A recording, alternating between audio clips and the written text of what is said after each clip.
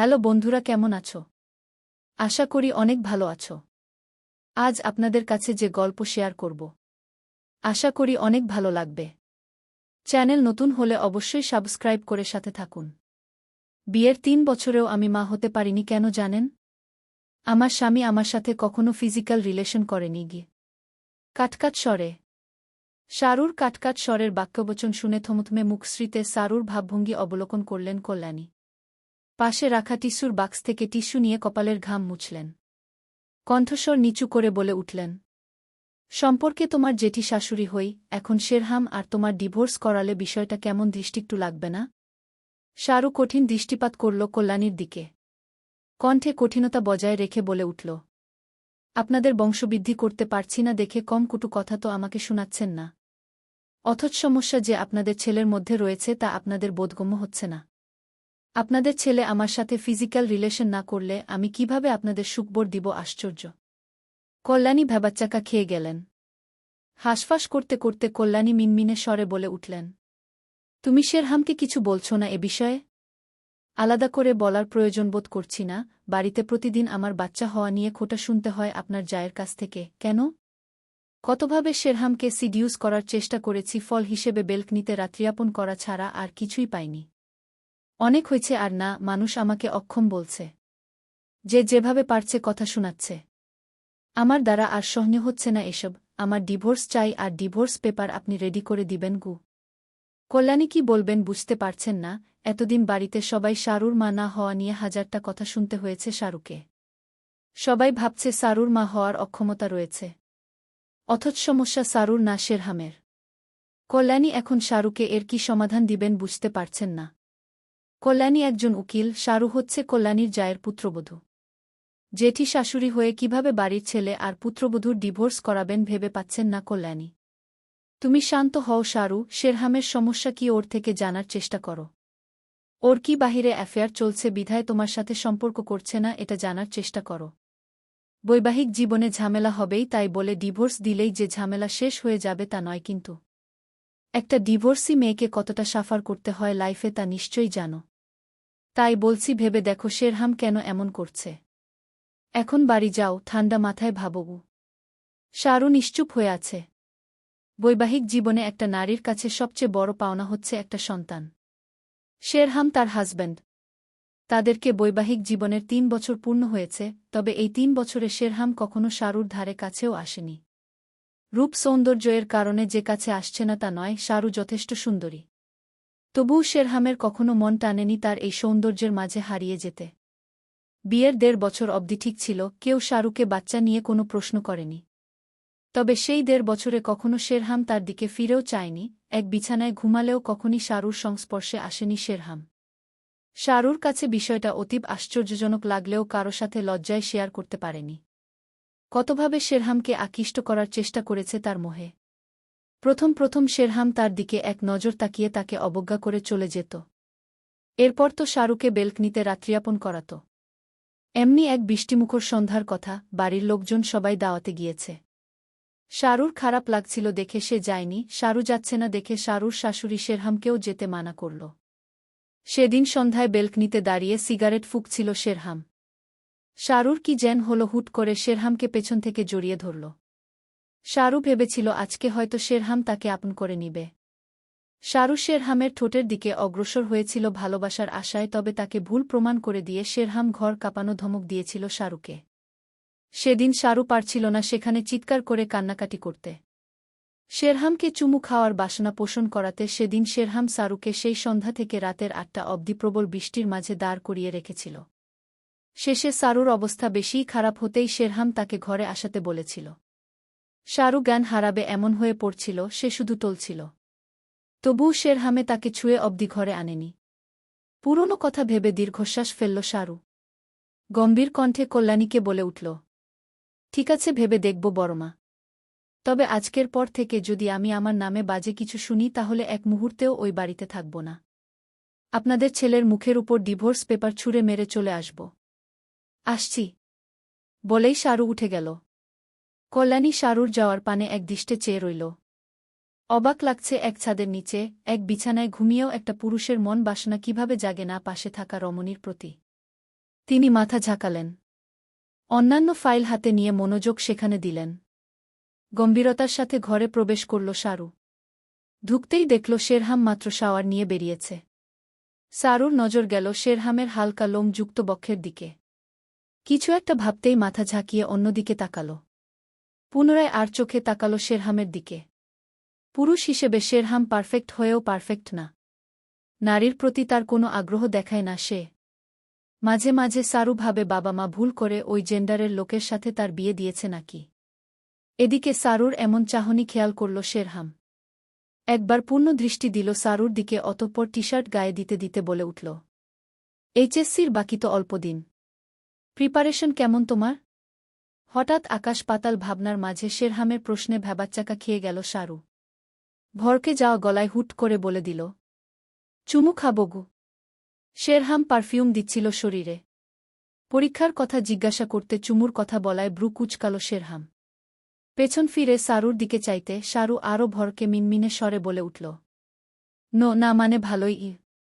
বলেই আর এক মুহূর্ত দেরি না করে ছুট লাগাল বেলকনির দিকে। শেরহাম মুখ গম্ভীর করে ঘর থেকে বের হয়ে গেল। এদিকে বেলকনিতে এসে নিজেকে নির্লজ্জর উপাধি দিচ্ছে সারু। সারু যখনই শেরহামকে কিছু বলতে যায় ভুলে হুট করে অপ্রীতিকর কিছু বলে ফেলে। এই নিয়ে সারুর আফসোসের শেষ নেই। আজ যদি শেরহাম বাকিদের মতো হতো তাহলে এই কথা বলার সাথে সাথেই চুমু দিয়ে দিত। দুপুরে সবার শেষে খেতে বসেছে শেরহাম, সারু আর সারুর শাশুড়ি।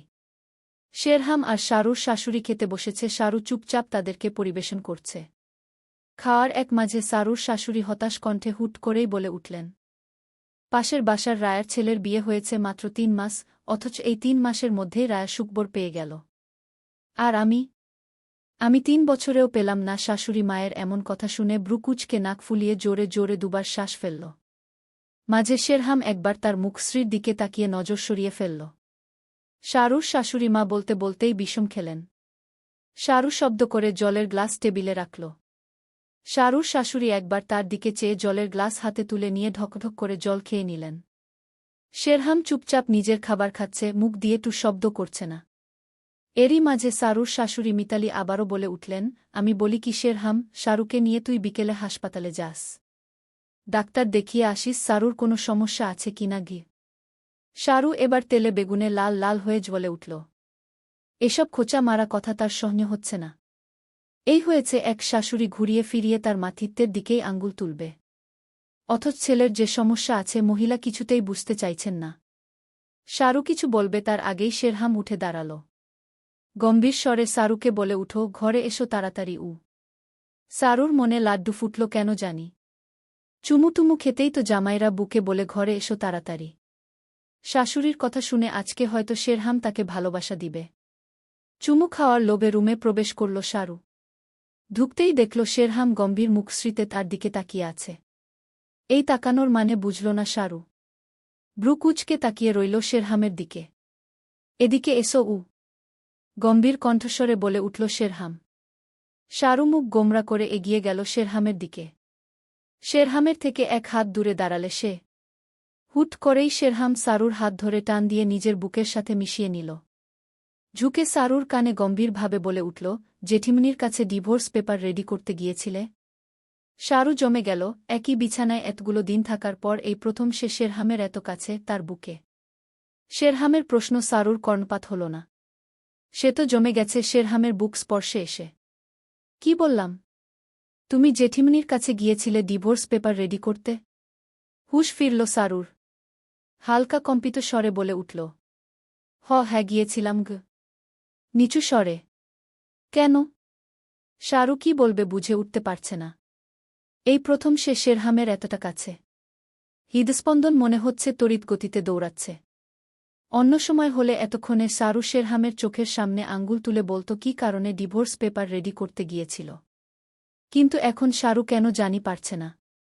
ধপ গিলল সারু, নিঃশ্বাস নিল প্রাণ ভরে। এবং নিঃশ্বাস ফেলল জোরে। শেরহাম সেই গরম নিঃশ্বাস অনুভব করল। সারুকে আরেকটু নিজের বুকের মধ্যে চেপে ধরল। আপনার সাথে আমি থাকতে ইচ্ছুক না, আশা করি কেন বুঝতে পারছেন। বাড়ির পরিস্থিতি, আপনার মায়ের কথাবার্তায় স্পষ্ট বুঝার কথা। সবাই আমার মাতৃত্বের দিকে আঙ্গুল তুলছে, অনেক সহ্য করেছি। আমার দ্বারা আর সম্ভব হচ্ছে না গি। শেরহাম পুরোটাই শুনল। কিছুক্ষণ চুপ রইল। রুমটা এখন গম্ভীর ও নীরবতায় পরিপূর্ণ। অতঃপর নীরবতা ভেঙে শেরহাম বলে উঠল, আচ্ছা, এখন তুমি কি প্রস্তুত বাচ্চার প্রসেসিং শুরু করতে? শাহরু ভরকে গেল। কি কথার প্রসঙ্গে কি বলছে লোকটা? তার অবাক লাগছে, সে কি স্বপ্নে আছে? যে লোক মুখ ফুটে কোনোদিন বেশি কিছু বলেনি পড়ালেখার বিষয় বাদে, সেই লোক আজ এসব বলছে। কিভাবে সম্ভব এটা? শাহরু মুখ তুলে হাঁ করে তাকাল শেরহামের দিকে। শেরহাম গম্ভীর ভাব বজায় রেখেছে মুখশ্রীতে। আমি কি স্বপ্নে আছি? একটা চিমটি কাচ টুন আমাকে গি। শেরহাম চুপ করে রইল, চিমটি কাটল না। শাহরু বলল, হ্যাঁ, এবার ঠিক আছে, এটা স্বপ্নই। নয়তো চিমটি তো কাটতেনি। দিবাস্বপ্ন দেখার লিমিট থাকে, আমি তো তা ক্রস করে ফেলেছি। আফসোসের স্বরে শেরহাম এবারই নিরুত্তর। এত বছরে শাহরু যা চেয়েও পায়নি তা আজ অনাকাঙ্ক্ষিত পেয়েছে শেরহামের থেকে। শেরহাম ঝুঁকে শাহরুর অধরজোড়া আঁকড়ে ধরল নিজের অধর দ্বারা এবং কাঁখ মর দিল। দিয়েই এক মুহূর্ত দেরি করল না, ভরাট কণ্ঠে বলে উঠল, পড়ার টেবিলে গিয়ে বসো। বলেই শাহরুকে ছেড়ে ঘর থেকে বেরিয়ে গেল শেরহাম। এদিকে শেরহামের এহেন কাজে বরফে পরিণত হল শাহরু। শেরহাম তাকে চুই মুখিয়েছে, অবিশ্বাস্য। ঠোঁটে হাত দিল শাহরু। ছুতেই ব্যথা অনুভব করল খানিকটা। শেরহাম কাঁখ মর দিয়েছে। ব্যথা যেহেতু অনুভব হচ্ছে, তাহলে এটা বাস্তব স্বপ্ন না। শাহরুর মাথা ঘুরানোর দ্বারপ্রান্তে। এই লোক তাকে চুমু খেয়েছে। ঠোঁটে হাত দিয়ে ফ্রিজড হয়ে দাঁড়িয়ে রইল শাহরু। এমনভাবে জমে দাঁড়িয়ে আছে যেন সে এই মুহূর্তে পৃথিবীর বাহিরে। এই লোকটা বিয়ের 3 বছরে এই প্রথম আমার এত কাছে এসেছে। আমাকে চুখ মুখিয়েছে। কিভাবে সম্ভব? শাহরুর নিজের ভাবনার মাঝে দরজার দিকে নজর গেল। শেরহাম দরজায় হেলান দিয়ে দাঁড়িয়ে বুকে হাত ভাঁজ করে ব্রুকুচকে তার দিকে তাকিয়ে আছে। ইতস্তত বোধ করল শাহরু। শেরহাম ইশারা করল পড়ার টেবিলে গিয়ে বসতে। শাহরু শেরহামকে একজনের দেখে এগিয়ে গেল টেবিলের দিকে। শেরহাম এসে তার পাশে চেয়ার টেনে বসল। পরীক্ষার আর মাত্র অল্প কিছুদিন বাকি আছে। প্রিপারেশন কেমন? ভালো। যদি কিছু বাকি থাকে তাহলে শুরু করো ওখান থেকে গি। শাহরু আর উত্তর করল না, পড়া শুরু করল। শেরহাম তার পাশেই বসে রইল, তার নজর ফোনের দিকে। শাহরু ভেবে পাচ্ছে না এই লোকটা এভাবে তার পাশে শুধু শুধু বসে আছে কেন। হুট করে চুমু খেল, ওইরকম বাচ্চা নেয়ার প্রসেসিংয়ের কথা বলল আনএক্সপেক্টেডভাবে। এখন এভাবে পাশে বসে আছে। শাহরু ভেবে পাচ্ছে না লোকটার মাথার স্ক্রু কি শক্ত হয়েছে। শাহরুর মনে প্রশ্ন জাগল, আজকে যে সে তার জেঠি শাশুড়ির কাছে ডিভোর্স পেপার রেডি করাতে গিয়েছিল তা শেরহাম কিভাবে জানল? শাহরুর মনে প্রশ্নটা ঘুরপাক খেতেই থাকল। এক পর্যায়ে সে শেরহামকে মিনমিনিয়ে বলে উঠল, জেঠিমনির কাছে যে ডিভোর্স নিতে গিয়েছিলাম আপনি কিভাবে জানলেন? শেরহাম ফোনের থেকে নজর সরাল। তার দিকে শান্তি দৃষ্টিতে তাকাল। শাহরু নজর সরিয়ে ফেলল। এই শান্ত দৃষ্টিতে তার হৃদস্পন্দন তড়িৎ বেগে ছুটছে। এ যেন চলন্ত ট্রেনকেও হার মানাবে। জেঠিমনি বলেছেন গম্ভীর কণ্ঠে। শাহরু চুপ করে রইল, বলার মতো এখন কিছু নেই। তাই চুপ করে থাকাটাই ভালো। শাহরু পড়ায় মনোযোগ দিতে গিয়েও থেমে গেল শেরহামের বাক্য বচন শুনে। পরীক্ষা শেষ হোক, এরপর কাউকে তোমার মাতৃত্ব নিয়ে কথা তোলার সুযোগ দিব না। তৈরি থেকো, you know what I mean. গম্ভীর কণ্ঠে। শাহরুর শরীরে শীতল শিহরণ বয়ে গেল। শেরহাম এই কথাটা বলার সাথে সাথেই উঠে দাঁড়াল, এরপর হনহনিয়ে বেরিয়ে গেল ঘর থেকে। এদিকে শাহরু থমকে রইল। হুট করে শেরহাম এমন এত কিছু বলবে ভাবেনি শাহরু। শাহরু কি প্রতিক্রিয়া দেখাবে বুঝে উঠতে পারছে না। ডিভোর্সের কথা শুনে শেরহাম এমন কথা বলছে যা শাহরুকে কাঁপিয়ে তুলতে বাধ্য করছে। শেরহাম যাওয়ার সময় যেই ভূমিকম্পর ন্যায় কথাটা বলে গেছে, এখন শাহরু চাইলেও পড়ায় মন বসাতে পারবে না। অদ্ভুত একটা কিছু অনুভব করছে শাহরু। বিছানাতে শাহরুর ফোন রাখা ছিল, কলের শব্দে বিছানার দিকে তাকাল। ধীর গতিতে উঠে গিয়ে ফোনটা হাতে নিল। শেরহামের নাম্বার। শাহরু ভ্রু কুঁচকাল। এই তো লোকটা উঠে বাহিরে গেল, এখন আবার ফোন কেন দিচ্ছে? শাহরু রিসিভ করতে যাবে, এমন সময় কলটা কেটে গেল। শাহরু গভীর চিন্তায় মগ্ন হল। বেশি গভীরে যাওয়ার আগেই আবারও কল আসল। হালকা কেশে কলটা রিসিভ করল শাহরু। ওই পাশ থেকে গম্ভীর স্বরে শেরহাম বলে উঠল, এত ভাবাভাবির কিছু নেই। চুপচাপ পড়তে বসো। আমার কথায় এত শকট হওয়ার কিছু নেই। তুমি বাচ্চা বলে এতদিন ছাড় দিয়েছিলাম। কিন্তু তুমি সেই বাচ্চাকালেই আমাকে সিডিউস করার ট্রাই করেছ। তখনও ভেবেছিলাম বাচ্চা ওই জন্যই আবেগের বসে এমন করেছ। কিন্তু আজকে ডিভোর্সের ব্যাপারটা জানার পর আমার বোধগম্য হলো তুমি বাচ্চা না। তোমার পাখা অনেক বড় হয়েছে, এখন আমার সময় হয়েছে তোমার পাখা কাটার। শুধু তোমার পরীক্ষাটা শেষ হোক, সিডিউস আর ডিভোর্স এর শোধ তুলব বলেই শেরহাম কলকে চিটে দিয়েছে। এদিকে বিস্ময়ের উপর বিস্মিত হয়ে চলছে সারু। সারা শরীর ঝাঁকুনি দিয়ে উঠল সারুর। মাথার মধ্যে তার একটা কথাই ঘুরছে, সিডিউস আর ডিভোর্স এর শোধ তুলবে শেরহাম। এর মানে? ভাবতেই কেঁপে উঠল সারু। কি এক অদ্ভুত অনুভূতি! মাথা ঝাঁকালো সারু।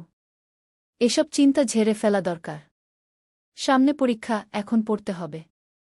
পরীক্ষার জন্য হলেও আপাতত বাড়িতে তাকে নিয়ে আর কোনো প্রশ্ন উঠবে না। কিন্তু শেরহাম, সে এটা কি বলল? পরীক্ষার পর তার মাথিত্বে আর কাউকে প্রশ্ন তুলতে দিবে না। সারুর মনে পরীক্ষা ঘুরছে, কিন্তু মাথা ভর্তি শেরহামের বলা প্রতিটা কথা। গল্প কেমন লাগছে কমেন্ট করুন। ধন্যবাদ।